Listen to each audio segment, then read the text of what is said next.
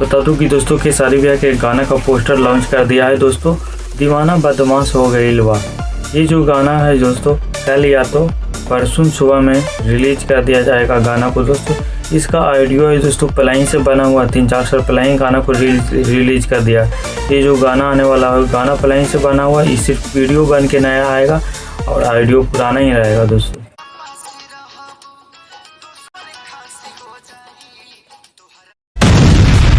गाना के जो सिंगर है दोस्तों खेसारी लाल यादव खुद है। गाना जो लिखे हैं अखिलेश बाबा लिखे हैं। अखिलेश बाबा कौन है? अखिलेश कश्यप है, इनका अखिलेश बाबा को कहते हैं। ये जो म्यूजिक डायरेक्टर है राजा गिरीपुरी है दोस्तों।